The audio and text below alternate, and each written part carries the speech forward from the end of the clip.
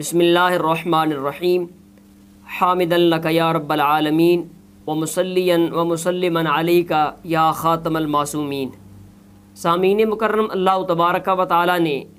حضور علیہ الصلوۃ والسلام کو اس دنیا میں بھیج کر نبوت کا دروازہ بند فرما دیا۔ اب حضور علیہ الصلوۃ والسلام کی تشریف آوری کے بعد کوئی نبی تو نہیں آ سکتا، لیکن علماء حق، علماء ربانیین یہ تشریف لاتے رہیں گے، اور دین میں جتنی تحریفات ہوئیں، اہل بدعت نے جتنی ملاوٹ کی، دشمنان دین نے اسلام پر اور عقائد اہل سنت و جماعت پر جتنے حملے کیے، علماء حق ان حملوں کا جواب دیتے رہیں گے، ملاوٹ کو دور کرتے رہیں گے، اور حق بات اور قرآن و سنت کی تائید سے جو درست موقف ہے وہ عوام اہل سنت کے سامنے پیش کرتے رہیں گے۔ یہاں پر تمہیداً چند باتیں یاد رکھ لیں کہ کسی بات کا، کسی واقعہ کا کسی کتاب میں درج ہونا یہ محض کافی نہیں کہ کسی کتاب میں آپ نے کسی بات کو پڑھا، اب اس کو اٹھا کے آپ دوڑ پڑیں اور اس کو بیان کرنا اور شیئر کرنا شروع کر دیں۔ نہیں، ایسی بات نہیں ہے۔ سب سے پہلے اس کتاب کی حیثیت دیکھی جائے گی، اس کے بعد اس کے اندر جو بات ذکر کی گئی ہے اس کی سند دیکھی جائے گی، پھر ان دو چیزوں کو دیکھنے کے بعد اس کا جو متن ہے وہ واقعہ دیکھا جائے گا کہ قرآن و سنت کی نصوص کے خلاف تو نہیں،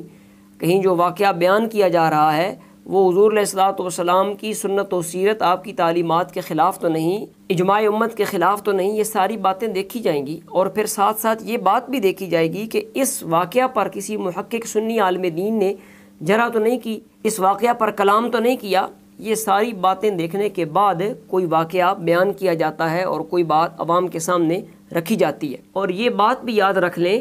کہ ہم چونکہ حضور علیہ الصلوۃ والسلام کے بعد افراد بشر میں کسی کو معصوم نہیں مانتے، افراد بشر کے آپ آخری معصوم ہیں، تو علماء سے کبھی کبھار عدم توجہ کی بنا پر ہوتا سنی عالم دین ہے اور بعمل عالم دین ہے، کوئی اس میں ایسی بات نہیں ہوتی، لیکن عدم توجہ کی بنا پر کوئی ایسی بات ان سے نقل ہو جاتی ہے یا کوئی بیان میں ایسی بات آ جاتی ہے جو خلاف تحقیق ہوتی ہے، تو عوام کو چاہیے کہ جب اس کے خلاف کوئی بات آ جائے، کوئی محقق قول آ جائے، تو آپ اس کو لے کے بھاگ نہ پڑیں کہ یہ تو فلاں عالم نے کتاب میں یہ بات لکھی ہے، فلاں کتاب میں لکھی ہوئی ہے۔ بھائی انہوں نے لکھ دیا، ان کی عدم توجہ تھی، کامل اطلاع نہیں تھی، تو غلبہ محبت کی بنا پر، حسن عقیدت کی بنا پر وہ بات اپنی کتاب میں لکھ گئے یا اپنی تقریر میں بیان کر گئے، تو جب ایک دوسرا قول تحقیق والا اس کے خلاف آ گیا تو ہمیں چاہیے کہ اس بات کو چھوڑ دیں اور دوسرا جو تحقیق والا قول ہے اس کو اپنا لیں۔ ان تمہیدی گزارشات کے بعد حضرت سیدنا مجدد الفسانی علیہ رحمہ کی طرف ایک منسوب واقعہ کی حقیقت آج آپ کے سامنے پیش کی جا رہی ہے۔ اس تحقیق کو شارح بخاری، فقیہ اعظم ہند حضرت مولانا مفتی محمد شریف الحق امجدی قادری نور اللہ مرقدہ آپ کے فتاوی شارح بخاری میں بیان کیا گیا ہے۔ صفحہ نمبر 20 پر آپ سے ایک سوال ہوا جس کی 4 شقیں ہیں۔ چوتھی شق میں آپ سے یہ بات پوچھی گئی، ایک تقریر میں یوں بیان کیا جاتا ہے کہ امام ربانی حضرت سیدنا مجدد الفسانی علیہ رحمہ نے اپنی وصیت میں یوں فرمایا کہ میں نے اللہ کے رسول کی تمام سنتوں پر عمل کیا ہے، لیکن ایک سنت ابھی باقی ہے، جو یہ ہے کہ نبی کریم صلی اللہ تعالیٰ علیہ وسلم کی گود مبارک میں ایک مرتبہ امام حسین رضی اللہ عنہ نے پیشاب کر دیا تھا، میرے کوئی نواسا نہیں کہ میں سنت ادا کروں، تو واسطے میری صاحبزادی کو جب لڑکا پیدا ہو تو آپ میری قبر پر لا کر اسے پیشاب کرانا اور پھر اسے دھو ڈالنا تاکہ سنت بھی ادا ہو جائے۔ تو یہ سوال حضرت شارح بخاری علیہ رحمہ سے پوچھا گیا کہ کیا یہ ثابت ہے یا نہیں اور اس کا بیان کرنا کیسا ہے۔ تو صفحہ نمبر 22 پر چوتھی جز میں آپ نے اس کا جواب ارشاد فرمایا، یہ واقعہ بھی سراسر جھوٹ و من گھڑت ہے، نہ حضرت مجدد صاحب علیہ رحمہ نے یہ وصیت فرمائی، نہ اس پر عمل ہوا، بلکہ احادیث میں کہیں بھی مذکور نہیں کہ حضرت امام حسن و امام حسین رضی اللہ تعالی عنہما نے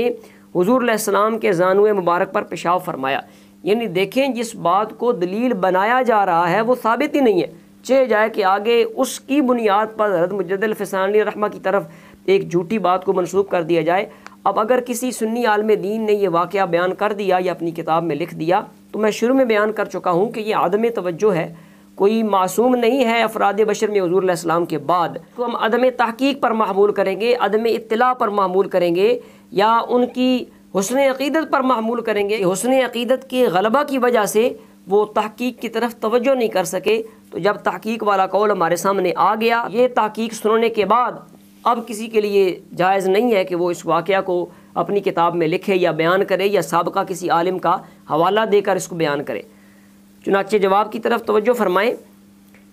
کہ حضرت امام حسن امام حسین رضی اللہ عنہما نے حضور علیہ الصلوۃ والسلام کے زانو مبارک پر پیشاب فرمایا ہو، اولاً تو یہ بھی ثابت نہیں ہے،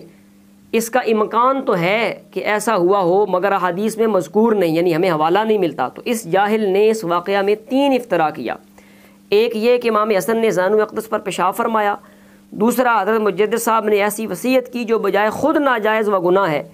کسی مسلمان کی قبر پر پیشاب کرنا یا کرانا ناجائز ہے، مجدد صاحب ایک ناجائز فعل کی نصیحت کریں، یہ در پردہ ان کی شخصیت کو مجروح کرنا ہے۔ تو یہ مفتی صاحب کی تحقیق کا خلاصہ آپ کے سامنے رکھا، تو جو سنی عالم دین اس واقعہ کو بیان کرے اسے سمجھایا جائے گا کہ یہ بات ثابت نہیں ہے، اور یہی اہل سنت و جماعت کا طرح امتیاز ہے کہ ہم آنکھیں بند کر کے کسی کے پیچھے نہیں چلتے، بلکہ تحقیق کا دامن تھام کر قرآن و سنت کی نصوص کو مد نظر رکھتے ہوئے، اسلاف کی تعلیمات کو مد نظر رکھتے ہوئے ہم چلتے ہیں۔ اللہ تبارک و تعالیٰ کی بارگاہ میں دعا ہے کہ وہ ہمیں حق تسلیم کرنے کی اور اس کو آگے پھیلانے کی توفیق عطا فرمائے۔